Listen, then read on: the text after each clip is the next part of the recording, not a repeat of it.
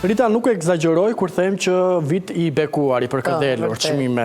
Ishte në atë golin e 31 dhjetorit që ta kem vitin tim, apo gjërat kanë ardhur shumë surprize për ty? Jo, janë gjëra që normal, kur fiton disa gjëra janë dhe surprizat bukura, por që në fundit janë rezultati gjithçkaje I një pune të madhe, të mundimshme, të lodhshme. Çfarë shije kanë çmimet të këtyre? Nuk është I pari, disa janë në rrugtimin tënd. Gjithmonë për këdhelë setra apo pastaj bëhet rutinë, pavarësisht se edhe nga Akademia e Shkencave është një çmim I lartë. Duket sigur unë marr shumë çmime, por nuk ju ke njerëzit. Unë I marrë të ralla, po bëjt shumë zhurmë sa herë marrë unë çmime. Kështu që duket sigur marrë shumë. Nuk është rëmbunjeri që në mori Rita çmimet. Jo, të paktën flas për çmimet e letërsisë. Për çmimet si që është edhe çmimi që mora titullin poete laureate. Në fakt nuk është ai çmim, sa është një mision. Sepse është për vitin 2026-2027. Po, dhe që duhet të bëhet gjithë ajo punë për ta zbritur poezinë poshtë tek njerëzit, tek të rinjt, te lexuesi. Dhe që në fundit mos e quajmë vetëm diçka elitare, se vetëm disa njerëz mund ta kuptojnë poezinë. Që tani ka zbritur, se ti je gjithmonë në takime, edhe sot ne mezi u takuam në program, kemi disa javë që kontaktohemi bashkë, agenda jote duket shumë klishe, po është full. E ndjen që njerëzit tani e kanë përqafuar shumë natyrshëm poezinë, jo vetëm të rritës. Po, e kuptoj. Dhe rrjetet sociale bëjnë atë të vetëm, po dhe në rrjetet sociale dallohen ata poetë të cilët e kanë për hobi poezinë dhe poetët që janë të vërtetë. Dhe në fakt ka përkthime poezisht mrekullueshme, pra nga njerëzit e komunitetit letrave, rjeti zihen me poezi dhe pastaj varet se ç'a kërkojnë njerëzit, një poezi të vërtetë apo një poezi se ju shkrep dikujt dhe bëri ca vargje, që edhe e drejta e tij është nuk shkruan në prozë, të shkruaj në vargje. Ka qenë një taktik shumë e mirë marketuese jotja si Rita, se unë e di shpirtin tënd për të qenë edhe aktive në social media, në media sociale, për të shfrytëzuar shumë mirë të afruar ty kjo në kohë digjitale, se ka shumë kolekte tu që janë pak të tërhequr, se I rinë asaj komunikimit standard, klasik. Ti aty, ti je në takimet me ta, në social media, Instagram jote është gjithmonë aktiv. Mendon që të ka ndihmuar për të ardhur me këtë gjeneratën Z, siç konsiderohet tani më? Patjetër, sepse në fundit është prirje e kohës dhe duhet shfrytëzuar teknologjia, duhet shfrytëzuar për mirë. Madje unë tani ri dhe mendoj dhe them sepse edhe mundet të mos merresha aq aktive, po tani them më merr malli që të merrem me rrjetet sociale për qef, thjesht të lexoj, ose të lexoj media ose diçka tjetër. Në fakt, më tepër merrem me punë, sepse celulari është kthyer në diçka që ti do punosh, ose ka raste që unë I bëj dhe videot vet, sepse kur bëjmë aktivitete kam ekipin tim, por ndonjëherë ata më harrojnë njerëz të rëndësishëm që t'i fusin në ato reels atë. Them Lorini tani se reelsin do ta bëj vet. Do kujdesem vet nga fillimi deri në fund për të bërë diçka ashtu si duhet. Dhe normal, po s'punove me një ekip të rinj, por nuk ishte shumë I angazhuar. Po më vjen mirë sepse artin tim e duan të rinj.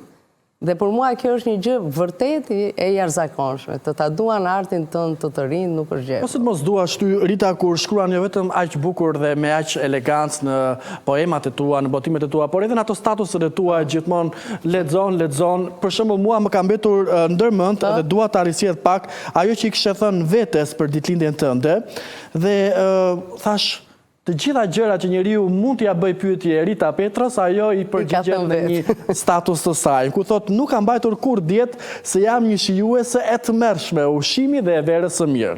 Gjërat e ndaluara si puro, alkooli që janë të dëmshme për shëndetin, Rita Petro jo vetëm që nuk I ka lënë, por I ka shijuar gjithmonë. Për qef, do të thotë nuk e kam në jetën e përditshme, I kam për kënaqësi. Ti thua që nuk e vuajtur asnjë Rita nga xhelozia, se e ke dashur veten edhe kur pasyra të ka gënjyer. Ti thua Rita, kam provuar një jetë dashuri të madhe nga ajo që ndodh në filma, kam provuar dashuri të forta, plot emocion, dashuri ndoshta edhe më të vogla dhe për herë kam qenë e lumtur, ka qenë Rita e lumtur me këtë dashuri.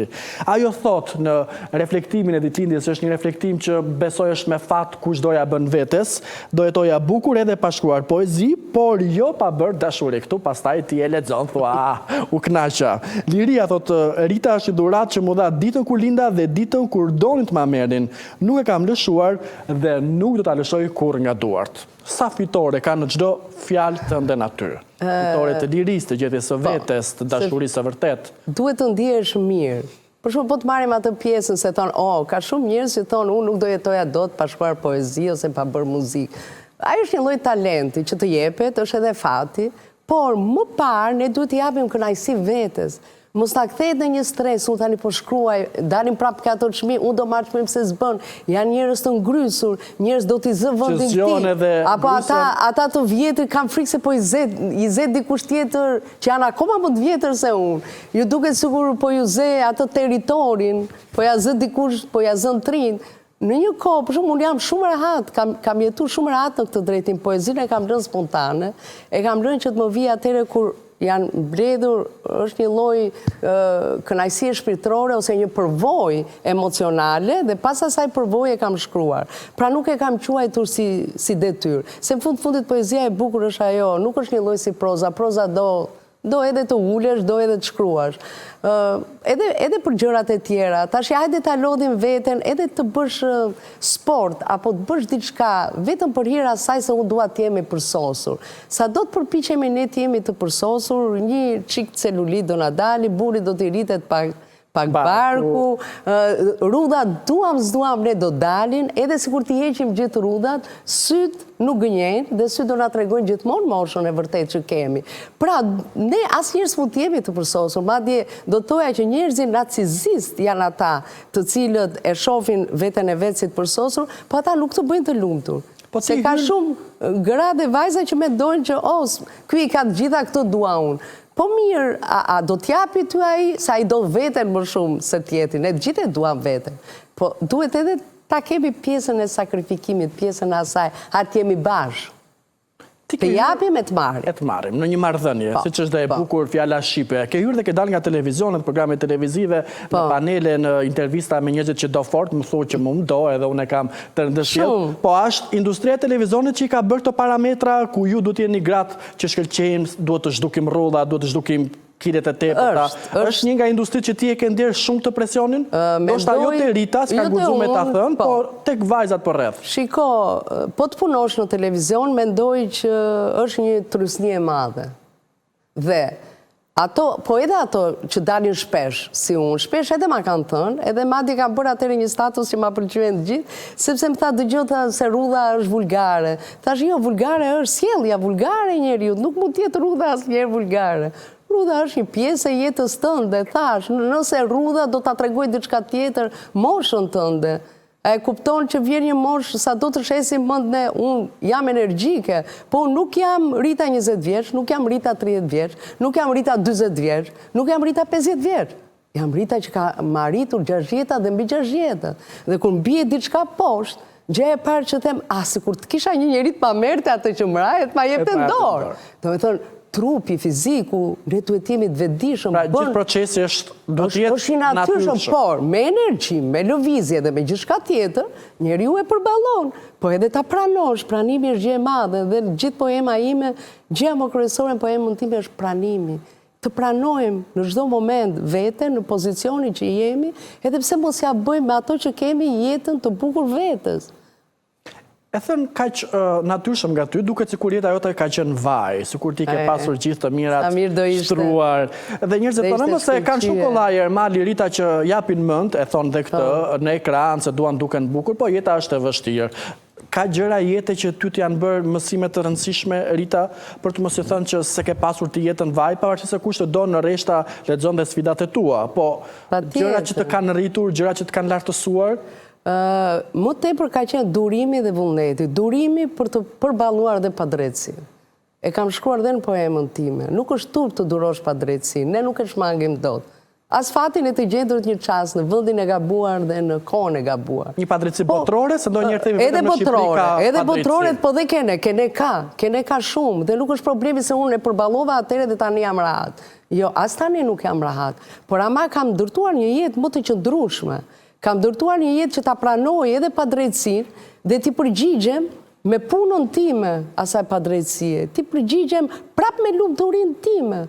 Nuk më ka kush në dorë. Dikush mund të më ketë në dorë që ke lidhje të lidhin punët edhe gjërat, po lumturinë time dhe jetën time se ka askush në dorë. Ka shumë njerëz që i vret padrejtësia, sidomos të rinj. Dhe kjo ka qenë gjithmonë këshilla ime. Duroje, do të ndodhi nesër, do të ndodhi prap. Ti çfarë do bësh me veten tënde? Durojnë Qa do shumë bësh? gratë apo burrat në Vetëm Shqipëri? do i gjuash një muri me grusht. Pse tha mi gjeni atëre, sigur të kisha një grusht, sepse e dinte që nuk e përballon të dot atë gjë. Nuk e kemi gjithmonë forcën të përballojmë gjërat. Ti e beson që her pas here padrejtësia merr dhe trajta gjinore që gratë durojnë më shumë, që padrejtësit bëhen ndaj grave më shumë se ndaj burrat, apo do ta shmangësh të ndarjen gjinore, që her pas here rikthehet në diskurset publike, online, në televizion, burrat durojnë më shumë, gratë durojnë më pak.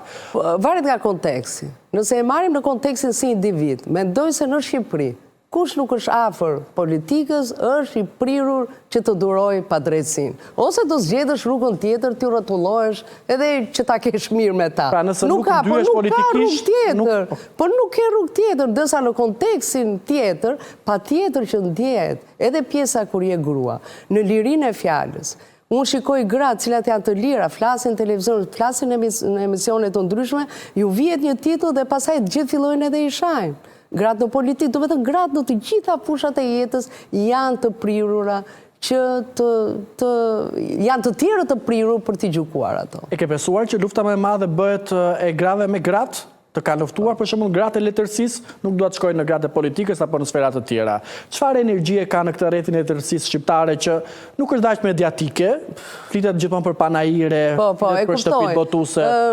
Në rrethet letrare mendoj që nuk ka shumë darje gra dhe burra, në rrethet letrare mendoj që është ajo çështje shijesh dhe çështje njerëzish që ju tronditen ato sinorët e vet, ju tronditen që prit njerëz se kam qenë unë dikush dhe unë do vazhdoj të jem, s'mund të dalin edhe të tjerët, më takon mua i vend që është ajo. Do të thënë, këtë e kam dirë pa në një gjinit madhe se janë burra apo gra, me thënë drejtë. Ti ke dashur ta dish nëse Ermal Peçi ka bërë çmos që ti të mos kesh sukses, ta dish që është Ermali, pra I di patjetër.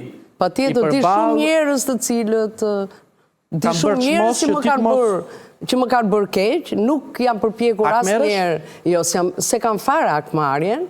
Thashe, vetëm akmarrja imja është që them, një ditë drejtësia do fitoj, po dhe po mos fitoj, nuk mundem unë, përveç se të bëj punën time dhe më mirë dhe ti mund, duke bërë punën time akoma më mirë. Beson të drejtësia hynore, beson të energjia, të karma, beson që gjërat shkojnë nëse rritës si kanë bërë keq, mua do të vim brapsh. Drejtësia hynore dhe unë kam besu shumë prallave, të cilët dhe gjithmonë kam vepru si pas mësimeve të prallave. Jam rritur me pralla nga gjyshrit, nga hallat, nga njerëzit e familjes, dhe ajo pjesa që ti vazhdo bëj mirë, pavarësisht se ke dështuar në një drejtim, vazhdo bëj mirë, bëj një herë, 2 herë, 3 herë, dhe kur ndodh ajo e treta, veprimi i tretë, dhe ty do ndodhi diçka e mirë, dhe unë e quaj veten me fat që më kanë udhëhequr mësimet morale të prallave, virtyti dhe jo vesi. E quaj vetëm me fat. Shoqja jote e mirë Moza Ahmeti, pak parë se të futeshe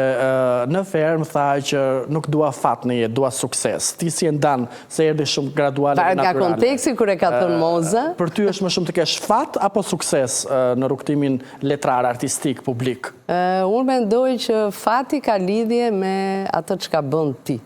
Përveç ati që ka lidhje me fatin që mund ndodhi diçka aksidentale. Por fatin e bën vetë njeriu dhe unë i takoj pjesës fatit që e bëj vetë. Megi më tregoi një nga fotot e shumë botimeve të tua që e gjej edhe në Instagram dhe duke se një realitet paralel ku ishte poema Mungesës dhe jo vetëm. Për shembull, kur i shikon librat bashk, kjo ishte një nga që vite se i kola shumë të bukur edhe një aparat fotografik, një qiri aty, janë disa nga botimet të tua. E postojnë në lexuesit vetë ose këto të klubit të librit. Këtu për shembull ka doza krenarie, ka doza dashurie, çfarë energjie merr kur i shikon botimet e tua që janë aty në shtëpitë e lexuesve? Është kënaqësi e madhe sepse shpesh më shkruajnë. Edhe unë e shoh, sidomos kur janë të ri, kënaqem shumë, normal lexuesin e çdo moshe e dua, sepse lexuesit e çdo moshe thonë sa mi gjejnë veten, ose ke thënë gjëra që ne nuk mundëm t'i themi, qoftë gjatë sistemit, qoftë më pas. Ndërsa te lexuesit e ri kënaqem se them, atëherë pas kam shkruar diçka universale që ata të më pëlqejnë artin tim. Dhe normal që ndjej krenarin, ndjej përkëdhelje.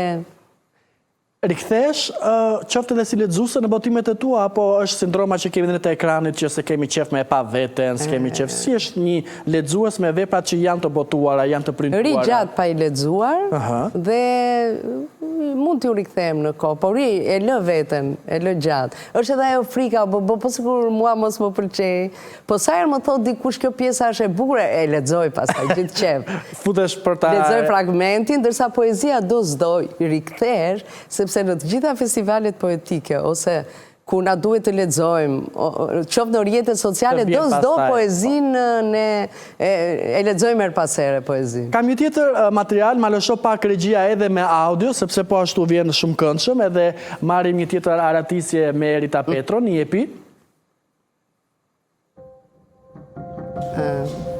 Ti thoshe, duhet ta durojmë pa drejtësinë, ndryshe nuk përballohet jeta, nuk është për ulje të durosh pa drejtësinë. Është një mësim i madh. Kush e duroi, doli i fituar. Nuk e shmangim dot as fatin e të gjendurit një çast në vendin e gabuar, në kohën e gabuar. Por mund të shmangim drejtimin e gabuar, duke zgjedhur shtegun që të çonte dashuria, që na bën të shtricëm, të mirë, të fortë, lider të vetvetes, shpirtëror. Na shpëton akoma dashuria, Rita? Mendoj po. Kemi harruar të dashurojmë, mund të ishte një pyetje e dytë, e menjëhershme. Ma pyesin shpesh, po të rinj tani, kanë mënyrën e vet, po mendoj që ndjesia e thellë, ajo është njësoj si në kohën e lashtësisë dhe në kohën e sotme. Ndryshojnë disa forma, ose për shembull të rinjt sot janë shumë më të lirë, sepse mbase dashuria e ndaluar ti nxjerr më në sipërfaqe, sepse unë kam provu dashuri të ndaluara, ose edhe brezi ime ka provu shumë më tepër, dhe të nxjerr shumë më tepër në sipërfaqe atë adrenalinën, atë dëshirën që unë do të arri... Vjen me ekscituse gjithë gjëja. Do të arri se zbën këtë gjë. Ndërsa kur i ke gjërat më gati, mbase janë pak më kështu, më neutrale. Është marrëzi të guxosh të krahasosh me skove, të thuash ne kemi dashuruar më shumë se sot. Jo, unë se them. Jo, s'po them për ty, po pas herë në diskurse tas marrin vesh është dashuria, ne kemi dashuruar më shumë, apo sot dashurohet më shumë se ju. Ka një çmenduri krahasimi e peshore së dashurisë, nëse mund ta quaj kështu. E di pse nuk e pranoj, sepse ne na ka munguar liria, dhe sa do të shesim mend ne, brezi im, ose i prindërve të tu, që mund t'jenë edhe më të rinj se unë, në mungesë të lirisë, njeriu s'mund të dashuroj kur thelbin e gjës. Sepse na ka munguar liria, nuk kemi qenë të lirë. Trupi ju nuk ka qenë e lirë, mendja jonë nuk ka qenë e lirë. Do me thënë se njeriu dashuron me trup edhe me mendje, dhe do me thënë çdo gjë kemi pasur të kufizuar, dhe edhe sikur të na vinte me forcën më të madhe, prap na e kufizonin, tjerët, me doti ato shtëpit 2 metra me 2 metra. Si mund të lulëzoj dashuria në një kohë kur ti gjithë njerëzit i ke mbi kokë dhe kontrollojnë se si e ndërton ti familjen tënde. Do me thënë, janë kushte të tilla që nuk të lejojnë ty të dashurosh i lirë, ndërsa brezi i ri i sotëm është i lirë. Kur dashuron, dashuron. Kur nuk do të dashuroj dhe thjesht do të krijoj lidhje, është e drejta e tij të krijojë një lidhje. Por liria ta jep gjithë atë forcë të madhe që ti të marrësh kënaqësinë e plot, vetëm të qeni ti lirë. Mos kesh asnjë kompleks kur je i lidhur me partnerin tënd. Shumë miq të huaj ose ndoshta shqiptar që ikin jashtë kanë jetuar dhe rikthehen, thonë që ne kemi marrë lirin mbrapsht. Domethënë në këto kohë demokracie i morëm të gjitha gjërat me shpejtësi galopante. Ka pasur raste që e ke ndjerë që kemi abuzuar me lirin post demokraci, post komunizëm në këtë kohë tranzicioni që zgjatet? Po edhe mundet, sepse nuk i kuptonim gjërat si duhet. Edhe për shembull në vitet e para, në vitet 90, ishte një çlirim i madh. Madje, unë do të thoja njerëzit kishin më shumë dëshirë se sa sot për atë lirin, për atë pranimin e gjërave ndryshe, po deri dhe në ekstrem, për shembull të kapërcesh botën, ose familja filloi u shkëput, burri punonte andej, gruaja mbeti këtu. Do të thënë, për shkak të shumë kushteve, po dhe të mentalitetit, mund të kenë bërë njerëzit edhe gabime, po Ti e ke trashëguar lirin tënde, je e lumtur kur Sofi mban diskurse të rëndësishme komunikimin publik, ku flet për çështje që ende edukata seksuale në Shqipëri konsiderohet ende tabu 2026 dhe është e tmerrshme, po kjo është shoqëria jon. Ka doza të mamës gocës vet kur e shikon, kur e dëgjon, unë e di çfarë raporti keni, po shumë njerëz thonë vjen si shëmbëtyre e ritës, liria jote ka ardhur te dashuria jote e madhe. Ne bëjmë shumë debate për shumë çështje të ndryshme, po për çështjen e lirisë me thënë të drejtën na janë puqur. Na janë puqur ato gjëra dhe unë mendoj që ndonjëherë është dhe prirje, përveç edukatës, është dhe një lloj prirjeje biologjike. Ajo i ka pranuar dhe ndryshimet në jetën time, divorci, megjithëse ishte e vogël, ishte 10-12 vjeç. Do të thënë janë pranuar gjërat sikur kështu është jeta, kështu duhet i pranojmë, edhe humbjet, edhe vdekjet, edhe gjërat. Dhe në këtë pikë, për shembull, më pëlqen që përputhemi, siç nuk më pëlqejnë edhe ato dramat që krijojmë bashkë, si çdo një mama dhe bi. Çfarë drama krijon Erita, Petra në shtëpi? Shiko, unë më tepër kam në lidhje. Nga ajo, jam kurios. Ndonjëherë kam lidhje me punën, unë kam mënyrën time se si punoj, ai ka mënyrën e vet. Dhe kemi në Albaz dhe Sofiana ka pjesën e vet që punon. Por në këtë rast mund të jetë shumë e vështirë puna me mama dhe unë sa jam e lirë, jam strikte në lidhje me punës. Shumë veta nuk duan të punojnë me prindrit, me motën, me vlajnë. Ajo është largë, nuk është se punon. Kemi vetëm një pjesë. Kemi një pjesë, po kjo është e vetëmja gjë, do me thënë që ne përplasemi. Nëse ajo të thotë mamë ti mos e nxirr të video e dëgjon, apo i shkon kokës ende deri në fund. Po marr një gjë bazike të një video Instagram i Reels. Unë kur postoj gjëra me kodo, jo vetëm me Sofianën, unë marr leje me kodo. E bë gjithmonë këtë? Gjithmonë dhe me partnerin tim e kam bërë gjithmonë, se ai nuk ishte shumë i dhënë mas rrjeteve sociale. Kushdo dhe grup të jemi. Mos keq kuptohet, kur thua i marr leje në ç'kontekst kontekst? Që a mund ta postoj videon ku je ti? Okej. Leje për veten time. Unë gëzoj liri. Se janë gati këta trimat e tastierës, të thonë dashka leje Rita për të postuar. Gëzoj liri të plot për veten time, fal Zotit, çdo gjë që bëj, çdo gjë që shkruaj, poezi, prozë, çdo gjë. Kur nuk preket dikush, unë nuk kam nevojë t'i marr leje asnjëri. Ke lexuar ndonjëherë gjëra që ke thënë çfarë drejshin po lexoj, pa përmendur emra apo botime, ka gjëra që të kanë dhënë brenga personale? Patjetër se ne na vinë edhe dorëshkrime, patjetër. Tas tani edhe si drejtuese, edhe për filtrat që ti vendos. Ti mund t'i bësh kritik tjetrit, ai thotë, nuk ma bëre ti, po shkoj po e votoj diku tjetër edhe normalisht ka dalë fjala ime se nuk ka qenë libër që duhet botu pa u rregulluar patjetër. Gjërat përkeqësohen në kuptimin e rëndesës tënde emocionale si artiste, si drejtuese e një shtëpie botuese kur duhet të rregullosh filtrimet, duhet të bash standardet që ti ke vendosur, është një punë më vete, një stres më vete? Standardi po, edhe e mbajmë, kemi bordin, që kemi edhe njerëz tjerë jashtë shtëpisë botuese. Keni pasur dhe me Albas një vit të rëndësishëm, sa vite u bët? 25 vjet, festuam 25 vjetorin, që në vitin 2000 u kriju Albasi dhe... Që se janë pak 25 vite, që është ende në treg, në kohën, ku çdo gjë është sot krizë, imagjinoj industria e letërsisë. Dhe normal që i vendos filtra dhe standarde. Vendosim filtra. Unë jam i stres të hapë 10 tema në një temë. Shumë mirë. Po, shiko, po nuk vendose filtra, sepse tash unë e kam vore ke lexuesit. Lexuesit tani thonë, se krijojmë besueshmëri. E ka botuar Albasi, e ka botuar një shtëpi tjetër botuese, nuk ka rëndësi. Pa i thotë, qofse është botuar nga kjo shtëpi botuese, ose në qofse është ky përkthyes, që ka përkthyer një autor të madh, ai e ka sigurinë. Dhe kjo është biznes, vështirësia, nuk është problemi. Njerëzit mund të vinë me një çantë me lekë dhe thotë ma boto, ne nuk e bëjmë. Me thonë drejtë nuk e bëjmë atë gjë. Rita, kur ti ke një audiencë do duan fort, në programe televizive, te Goca dhe Gra, podcaste, intervista, mund ta kishe vëzuar shumë mirë dashurinë që kanë njerëzit për ty në reality show. Duket se Shqipëria është vendi ku të gjithë duan të bëjnë reality. Janë 2 për momenti, nesër mund të bëjnë 20 të tjerë. Çfarë raporti ke ti me të ndash jetën tënde me publikën? Shiko, unë në fakt jo se kam apo s'kam vlerësim, e para e punës njerë nuk i shoh fare. E para e punës. Dhe derisa nuk i shoh, nuk hyn ke pjesa ime, nuk i nënvlerësoj, po do me të është një lloj si të më thua, unë këtë filmin nuk e shoh sepse pëlqej filmin autor. Ose përqej dokumentar shkencor. E njëjta gjë ndodh edhe me mua. Çfarë më dali në rrjetet sociale, kur kam kohën e lirë i shikoj dhe në bazë të tyre, unë kam gjykimin tim se tash një reality show që arrin një përmas aq të madhe edhe unë si shkrimtare nuk mund të jem indiferente që them unë e shumëzoj me 0. s'ka Po këtë kuptim. lidhje të fortë të publikut si e gjykon? Lidhjen Është e ballkanike publikut. me këto programe, me reality, me manim për të parë Njerëzit duan tjetrin. jetën e thjesht, duan ato gjëra, tash e themet e... Do me të shumica e njerëzve kështu janë. Dhe prandaj edhe i të rej, dhe mendoj se jo vetëm kene, edhe në botë, këto lloj...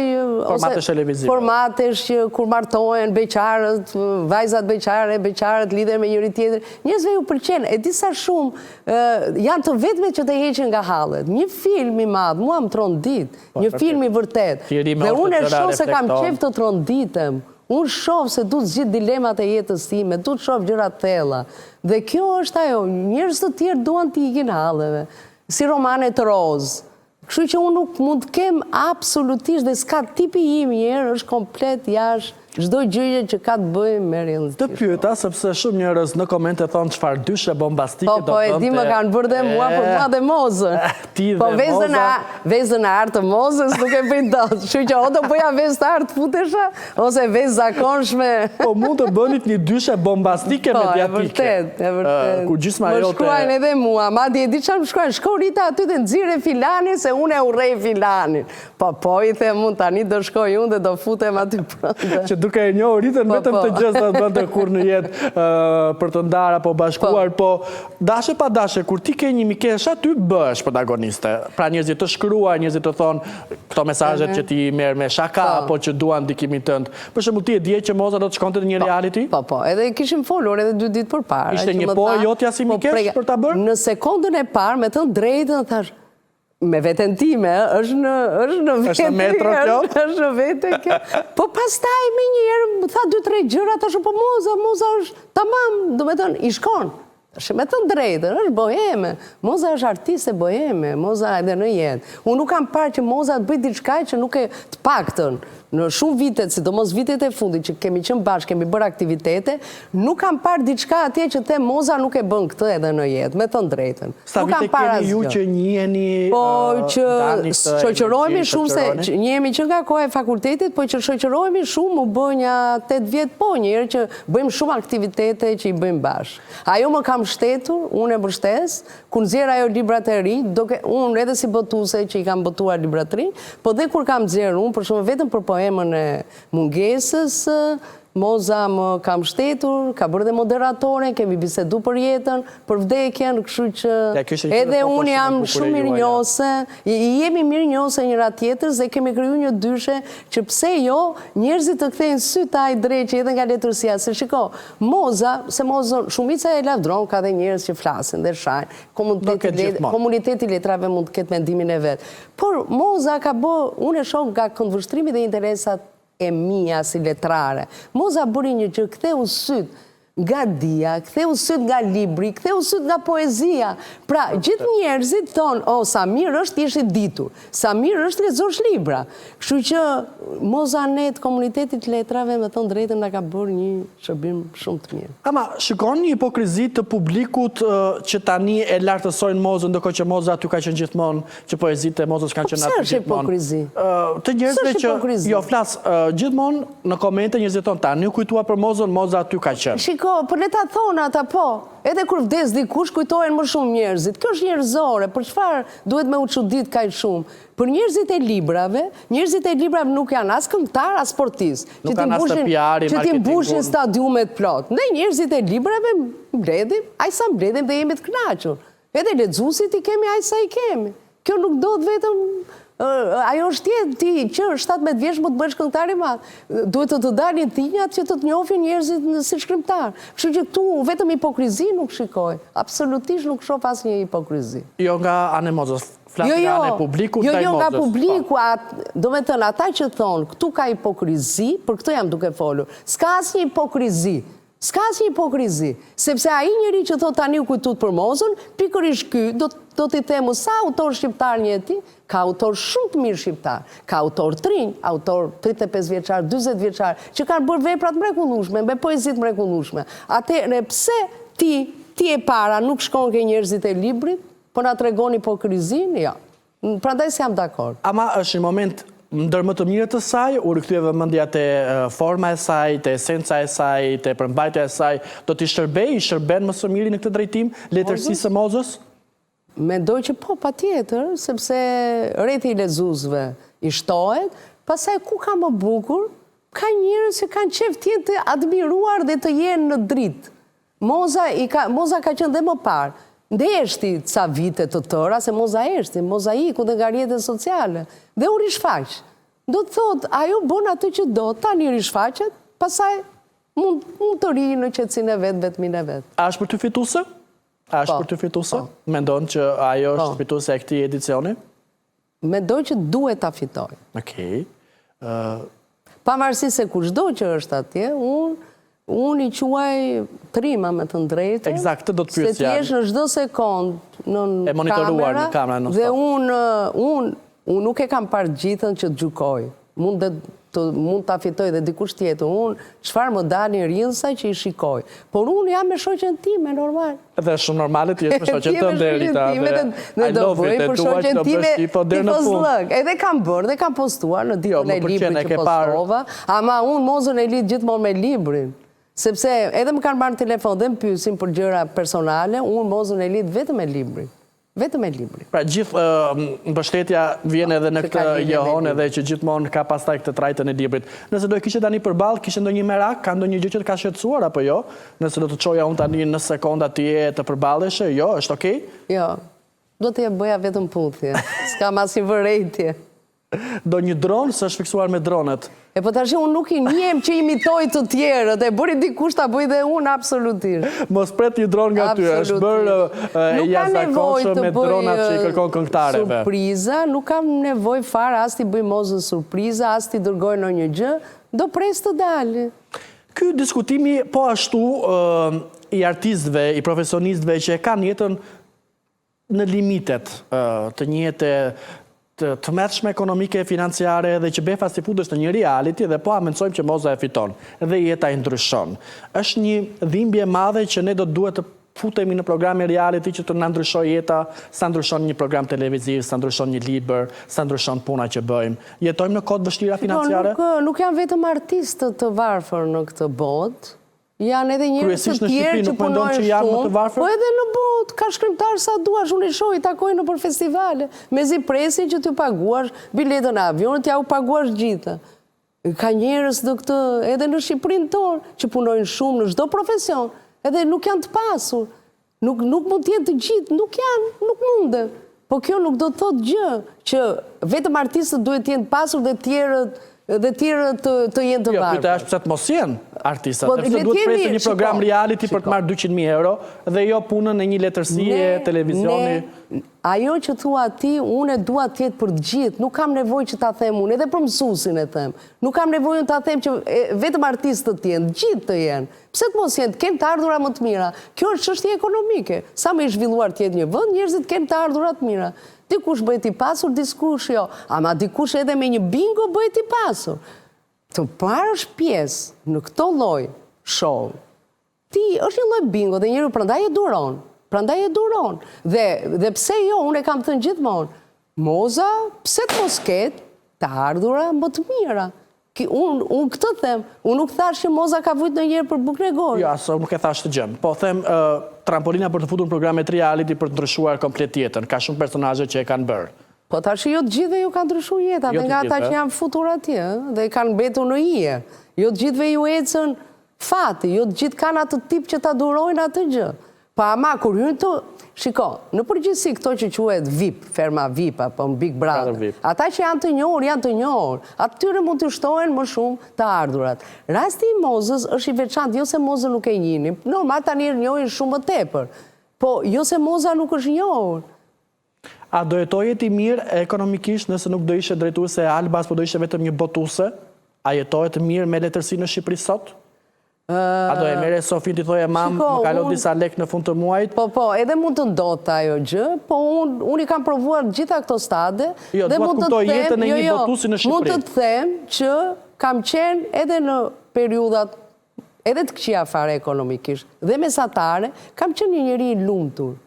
E kam pranuar këtë gjë, kam punuar edhe mund të ketë ecur, normal se u mora dhe me kompaninë e botimit. Pastaj profesioni im ishin dhe libra shkollor, mos harrojmë. Kam filluar që në 85-ën dhe të kesh para në këtë moshë, është të kesh komoditet është gjë mrekullueshme, sepse sa më shumë shkon mosha, njeriu do komoditet. Po ti po të më pyesësh mu, do të jesh ashtu siç ishe, e re, edhe pak të komoditet, do të thoya po, ti isha edhe një herë ashtu.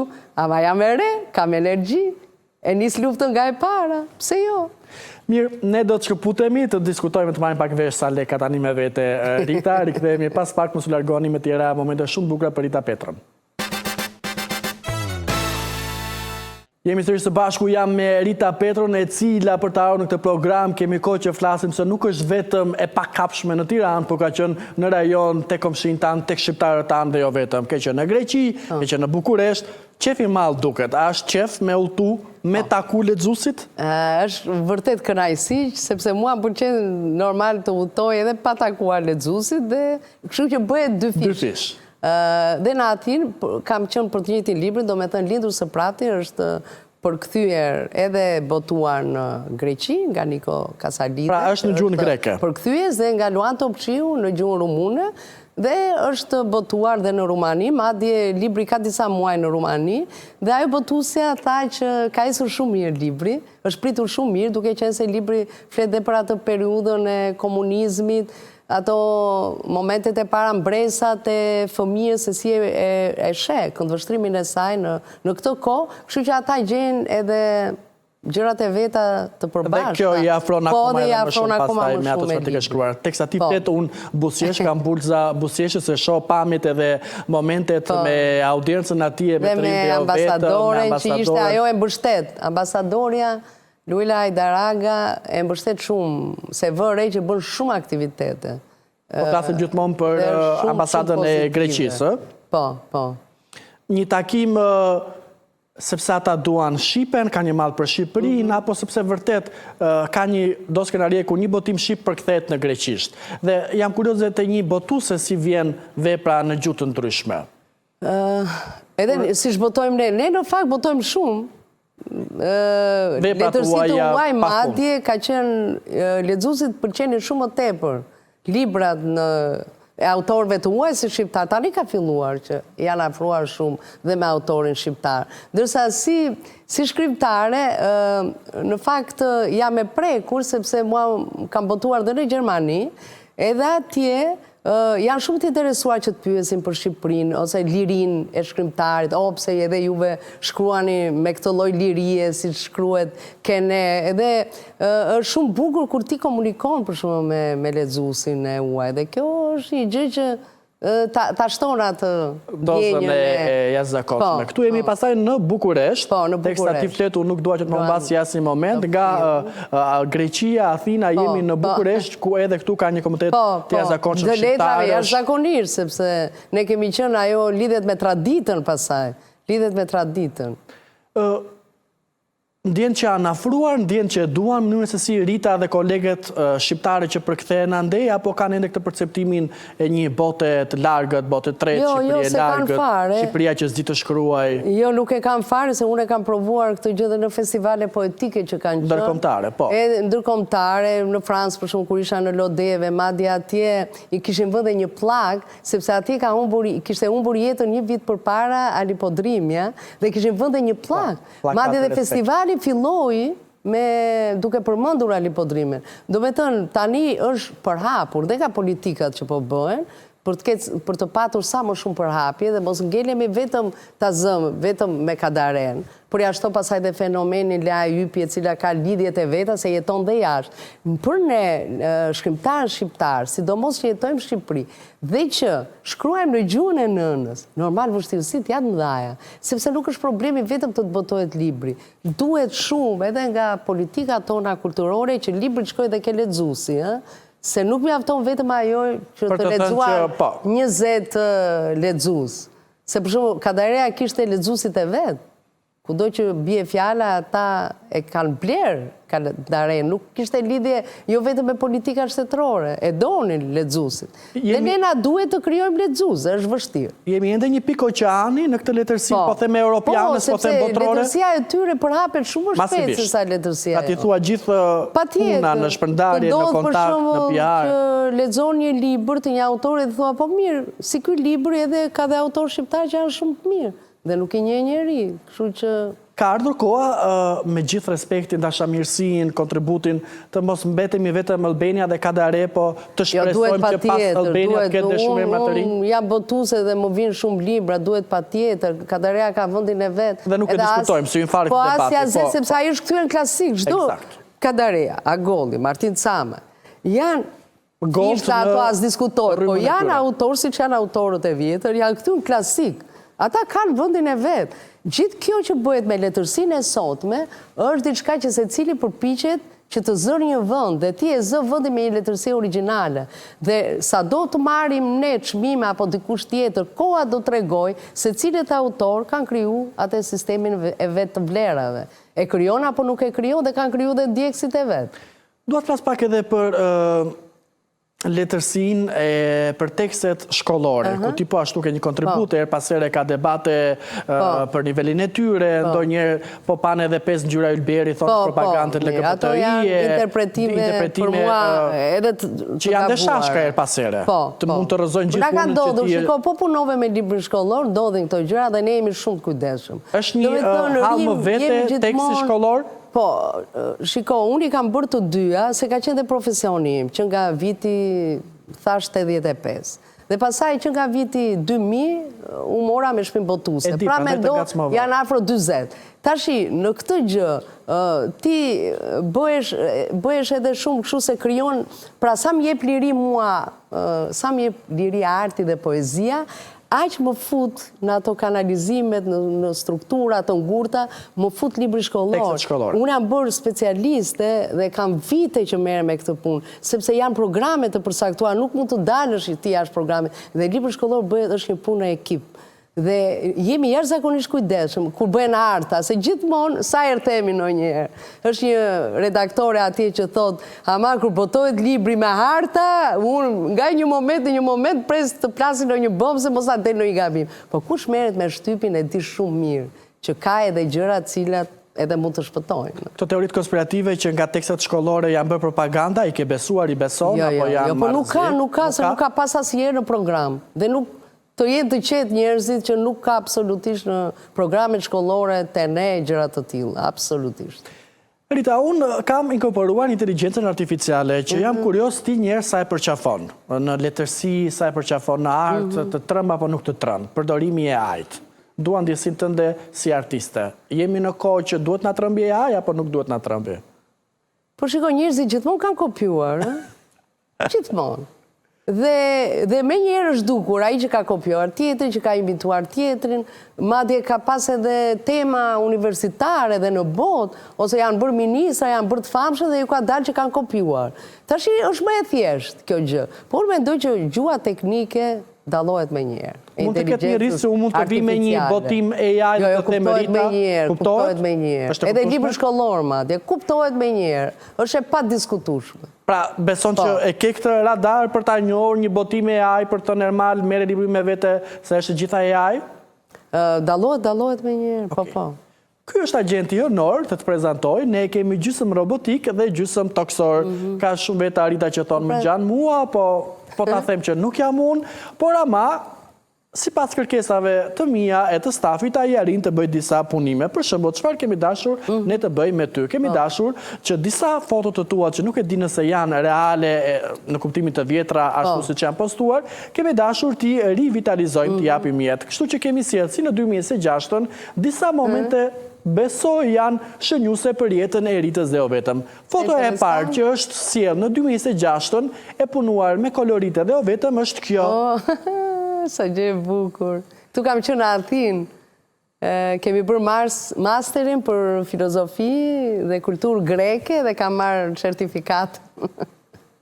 Përqe vetë, jam përqe ka shumë vetë. Po jo, nuk ka ndryshim nga ajo që kam qenë. Jo, ka ritaqimin, është e gjitha e përpunuar në kolorite si kur të ishte bërë sot. Po, koloritet po, po shumë, ju lutem shumë, ta themi që Rita ka qenë kështu.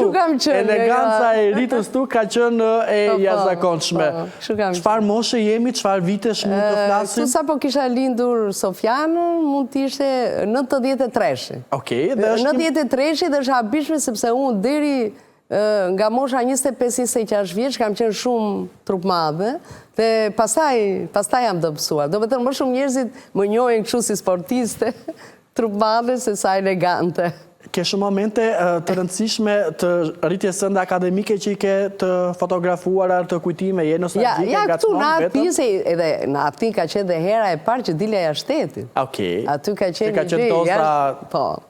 të shumë fishuara, emocionesh edhe aq, për tepër në Athinën e buzukut të muzikës, të dashurisë, të letërsisë në vendin ku duhet Viti ishte i parë, Rita. Athina ka qenë vendi i parë që unë kam parë. Ka qenë një dalje e jashtëzakonshme, të lutem shumë. Do ecim të shojmë pak se çfarë kemi arritur të ripërpunoj me AI në programit, me agentin në Nor, nga ky momenti ku Rita dekorohet dhe na maniti eleganca saj. Jemi në një tjetër moment. Jemi në Vlorë. Ku nga Athina e nga Greqia vim në dëvin e Vlorës.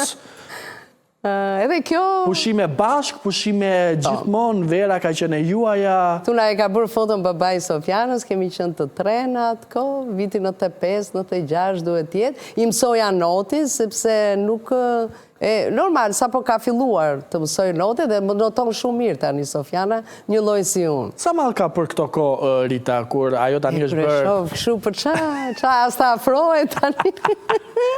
Se dhe unë bëjë kështu i mirë televizion, po dhe imi a thot, a më e malë kisha dhe njërë të voçkër, ku ne rritemi, kryojmë të pavarësin tonë. Ose ku flemë në një krevat, se normal ajo tashi ka partnerin e vetë, ka shoqin e vetë, po kur flemë në një kështu në krevat, se si më duket, ata kisha dhe njërë të vogël të përqafoja. Po ja, të pak të kemi fotot edhe kujtimet. Ishim më mirë kur ishim keq? Një shprehje që ha debat, një shprehje që edhe je, edhe si e pro edhe kundër, në ato kohë kur gjërat mungonin, po kishim shumë qef, apo nuk është kështu? Është, sepse, po unë them prapë është me njeri. Do me thënë, ato kanë qenë për mua vite shumë vështira, vite 90, po jo vetëm për mua, edhe për pjesën tjerë. dërmuese Po të ndërkaj shqiptarëve. sepse sa ishim martuar, s'kishim asgjë në shtëpi, kur ka litë Sofiana baj mend, do me thënë morëm një copë dras, derisa pasaj morëm më vonë krevatin, se dhe dyqanet ishin të mbyllura, nuk është problemi se s'kishim para, se ne të dy intelektual ishim, dhe unë në familjen time jam rritur mirë në Tiranë, te rruga Kavajës, do me thënë nuk është se kam bërë një jetë kulmi varfërisë, por në atë kohë, vitet 90 ishin gjithë. Por vetëm një gjë, që gjithmonë e them, dhe atere, kur nuk na vinte uji lartë, dhe mbanim ato kovat e ujit, nga kati i parë, ishin hapur një qesëm këta, dhe ngjitesha lartë. Edhe i toja tim shoqit, po shqipo i toja unë e kam bërë rrugën 5 herë, ti një herë. A i qeshte, e më rritë së Shkodran, e më rritë se ke vesh mini fund, e ke qef me të pa komshit. Pas ka qenë tjetër radhë. Kjo ishte, po ama dhe atere kam qenë e lumtur. Edhe kur s'më vinte ujë në shtëpi. Do vetëm prandaj është ajo që lexove pak më parë, në çdo kohë unë kam qenë e lumtur. Dhe jam shumë i lumtur për lumturinë e Ritës në çdo kohë. Ecim tjetër moment nga dallgët e Vlorës, edhe Sofin që është shumë e voçkël. Këtu jemi tjetër një moment po pra bashk. Ku jeni këtu? Këtu me Sofianën është pak gëzuar Sofi dhe te kisha katolike. Do me thënë te rruga Kavajës, që është ajo kisha katolike. Mu më pëlqenë shumë to kishat, jo trejat që bëhen, me thënë drejtën. Gjitur kemi pas e kishën tjetër ortodokse, se normalisht Sofiana ka pas teatrin katolik dhe e pagzuam atje. Por ne ishim lidhur shumë me kishën ortodokse, te parku Xhatomit, te rruga Kavajës aty, që i kam kushtuar edhe romanin u lindër së prapti, gjithasaj rrugës Kavajës, por që ishte kënaqësi, sepse ajo mori mësimet, mori gjithçka, do me thënë atje, edhe gjithmonë shkon, edhe tani që nuk jeton më i ati, shkon tani që ishin Pashkët, shkoj ke kisha, gjenë momente takimi spirituale dhe jo vetëm. Dhe normal, edhe aty, dhe jam pas vesh gjithmonë me mini fund. Më përqenir shumë mini fund. Pasaj, çdo vit që kalonte, çdo vit që, jo mos jam gjuku ish, më ka të sa këm bukra ke. Por çdo vit që kalonte, çdo vit, jo, e zgjasja pasaj. Ta shi me pantalon. Si ndryshojnë kohët, po ja, kjo jemi.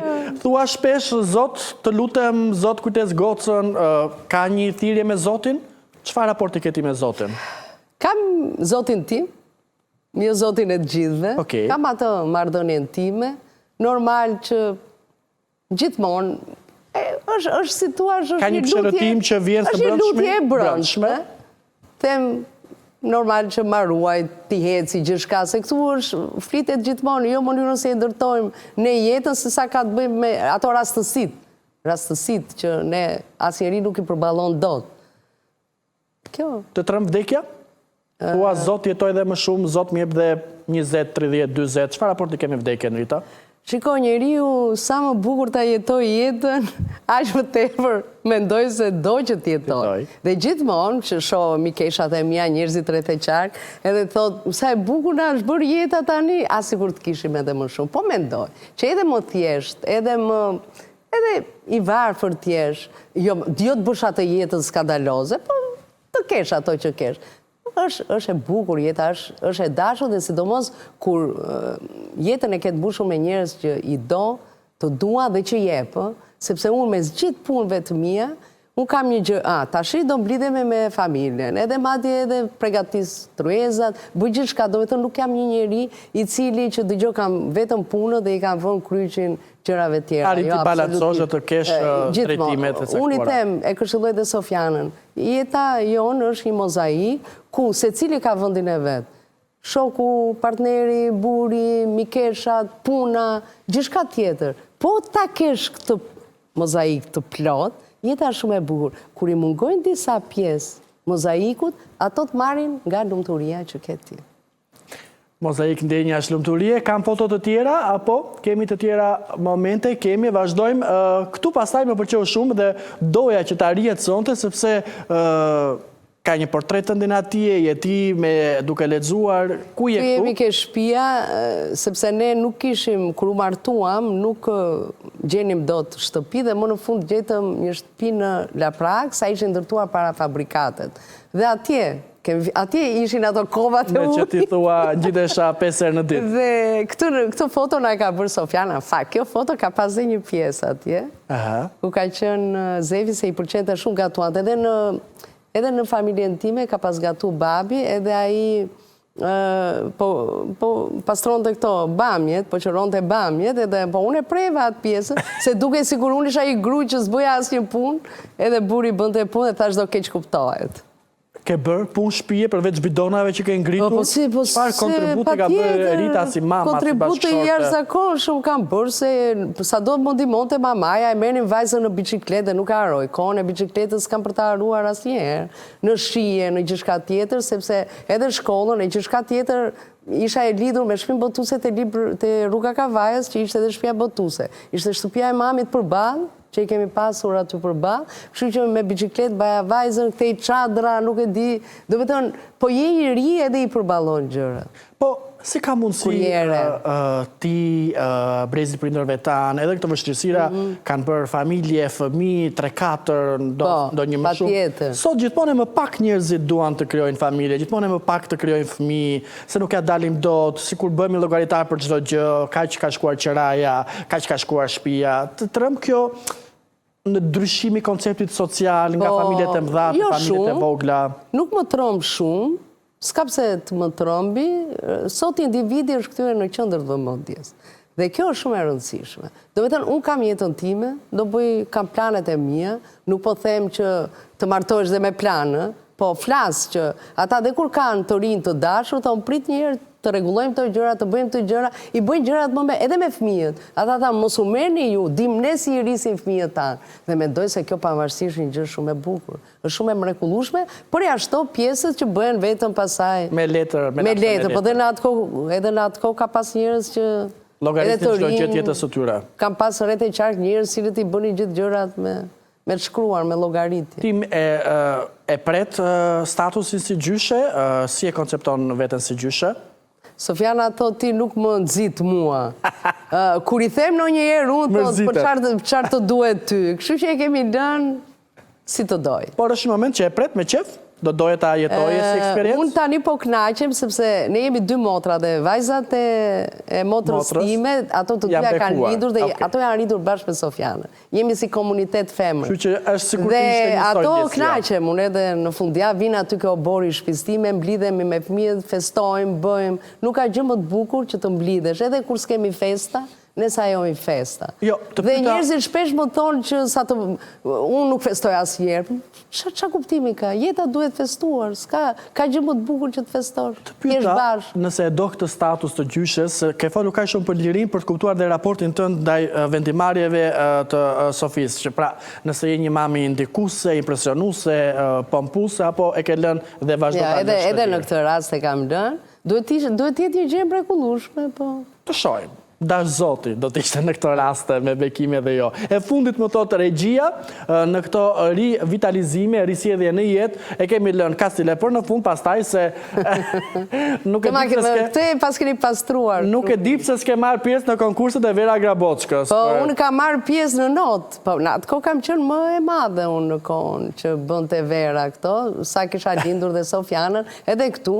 Duke si sportiste, si notare. Po merrsha pjesë në garat e notit, kur bënim me shkollën, na çonin Durrës, te kampet e rinis, do me thënë këto i kam pas qef. Ka qenë deti, dashuri, frymëzim, ka qenë inspirim deti? Edhe shenja e peshve, edhe kam një shprehje shumë bukur që stili i lirë është një lloj si në jetë, të dish të kesh kontroll te frymarrja, të kesh në kontroll ritmin, dhe që mund të ecësh sa të duash pasaj. Çfarë unë kam të çmuar të ty në shumë copat mozaikut të jetës tënde ka qenë edhe liria e gruas që duhet të jetojë çdo moment. Në Shqipëri, fatkeqësisht duket çudi, ndoshta për ty tani do thuash Ermal Lebeti, që në 2026 njerëzit gratë kur divorcohen jeta merr fund, kur partneri ndron jetë jeta merr fund, ti bën të kundërtën. Ti gjithmonë gjen prap momente shumë bukura për të bërë dedikime, momente për të thënë që jeta vazhdon. Të mërzit që gratë shqiptare e ngrysin dhe e mbyllin jetën kur ndahen, divorcohen, kur partneri ndron jetë. Më shkruajnë shumë gra, madje janë edhe gra intelektuale që thonë nuk po e ka përcej dot. Edhe më marrin mendim, edhe komunikojmë me to. Edhe më thonë, për shumë ma kanë kërkuar poemën e mungesës, ma kërkojnë, e lexojnë, bëjnë biseda me mua, siç ka dhe gra tjera të cilat me të drejtën edhe ato pasaj përpiqen të bëjnë jetën e vet, se varet se çfarë zgjedh në jetë të bësh, do dashurohesh prap, do kesh një lidhje tjetër, familjare, do merresh me fëmijët, gratë gjithmonë e gjejnë një gjë, se qa mund të bëjnë. Ky person është më shumë mendon ndikus nga shoqëria, nga familjarët, për të arrisur jetën, për të ridashuruar. Ta që më shkruajnë? Jo, të këtyre vajzave grave që rrin peng të një jete që mbaron. Shiko, ajo është dhe e bërë, do me thënë që kujtimet i kthehen në peng. Kjo nuk do të thotë sa e ke dashur apo sa nuk e ke dashur. Njerëzit krijojnë lidhje varësie, shumë. Krijojnë lidhje dhe vdekja i trondit aq shumë, a thua sikur në këtë jetë kemi ardhur dhe për të ikur. Dhe ti pasaj ke dhe atë pjesën e censurës brenda vetes. Kam shkruar unë ja 2 vargje që pse trupi ynë i refuzon gëzimet që na sjell jeta kur ti ke një humbje të madhe. Se dhe trupi jo duket sikur i refuzon. Ti ha diçka dhe thua, o sa keq, ai nuk po e shijon. Ti bën një kënaqësi me miqtë tu, me mikesha, knaqesh prap në det që ne e shijonim bashkë, pra i bën gjitha ato gjëra që i ke bërë dikur, dhe ke një si kështu, shi unë po knaqem, po, do knaqem, sepse është jeta që më ofron këto gëzime, dhe unë nuk mund t'i largoj. Po, shumë thonë që trastoj kujtimet e partnerit si ka ikur nga jeta nëse unë dashuroj apo rindërtoj jetë. Ka një tradhti emocionale apo është jo normale ta quash kështu? Jo. Tradhti emocionale çfarë? Të ndërtosh një jetë të re dhe të trahtosh kujtimet që ke me ish partnerin, jo? Absolutisht. Shpesh rin penge të kësaj gjë.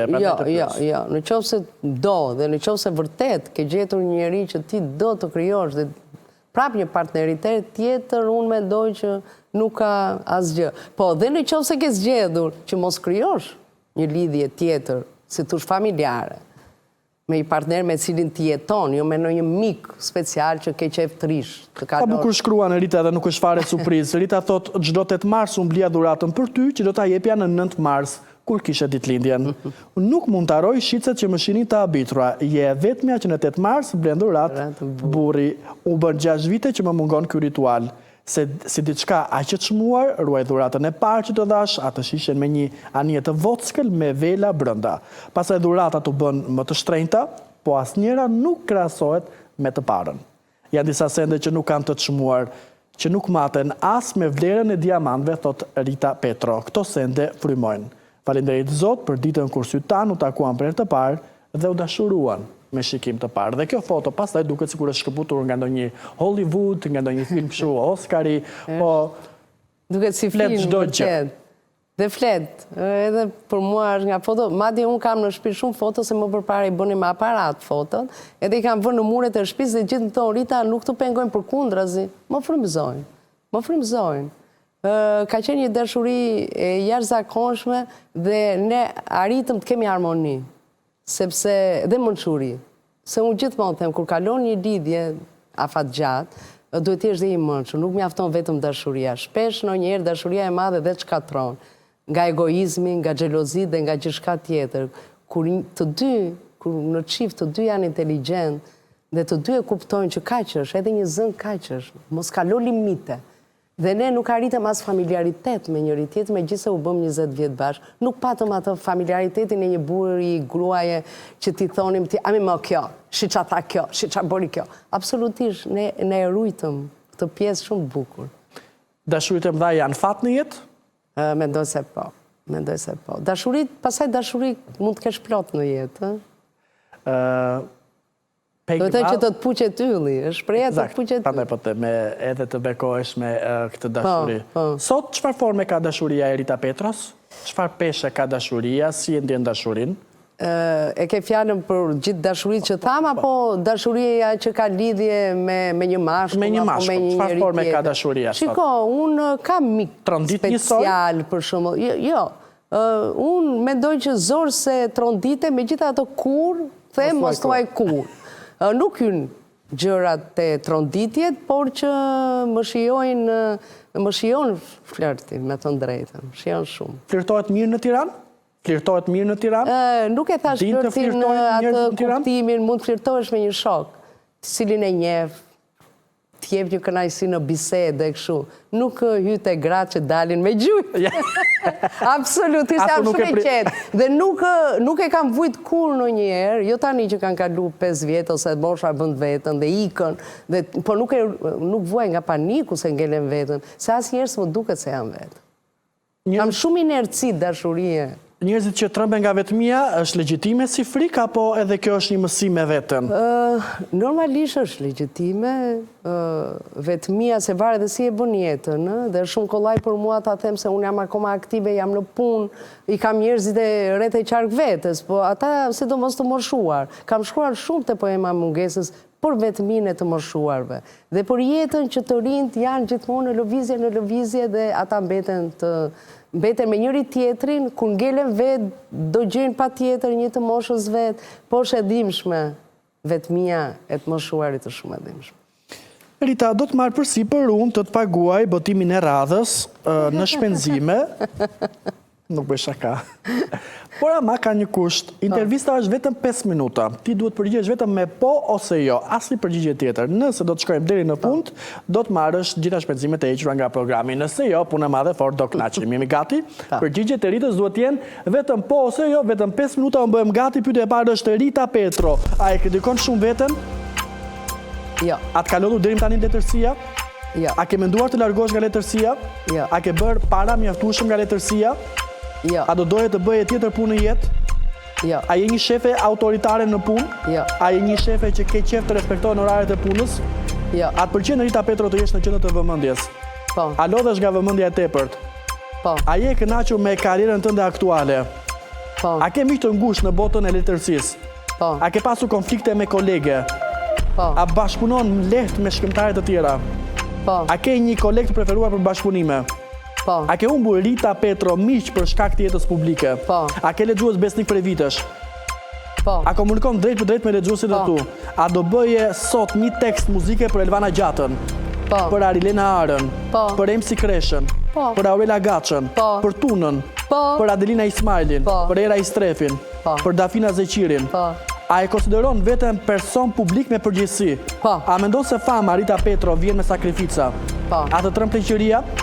Jo. A ke kursuar mjaftueshëm lek për pleqëri? Po. A ke më shumë se një kartë bankare me lek? Po. A ke bërë ndryrje estetike? Jo. A do bëje nëse të duhen? Jo. A fillon gjithmonë ditën Rita Petro me kafe?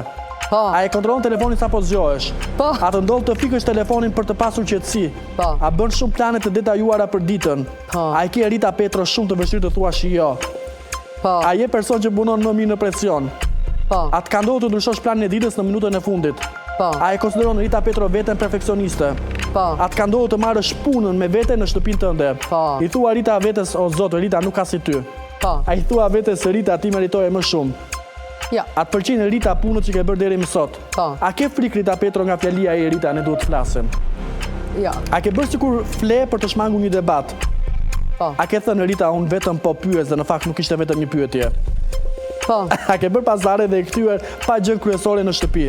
Ja. A mendon se koha po kalon shumë shpejt? Po. A ke bërë shaka Rita Petro dhe askush nuk ka qeshur? Po. A ke grënë darkën para se të gjithë të uleshin në tavolinë? Po. A ke thënë Rita Petro unë nuk jam xheloze dhe në fakt ishe xheloze? Po. A ke haruar ndonjë përvjetor? Ja. A ke menduar se gruaja ka gjithmonë të drejtë edhe kur nuk ka? Ja. A ke thënë Rita, okay, si të duash, me ironi? Po. A bën humor në momentin e gabuar? Ja. A thua shpesh unë nuk kam nevojë për udhëzim, unë jam Rita Petro? Ja. A thua shpesh e kam bërë për familjen? Po. A je shumë e fiksuar me vajzën? Ja. A e pyet shpesh zemrën e mamit ku do shkosh? Ja. A ke bërë sa duhet si mama? Ja. A je gjykuar si mama? Po. A ke menduar si dreqin përfundova këtu? Ja. A ke nisur një sherë të vogël dhe pastaj u bë e madhe? Po. A ke thënë nuk po zihem ndërkohë po ziheshe? Po. A ke menduar ndonjëherë pse nisa unë këtë temë?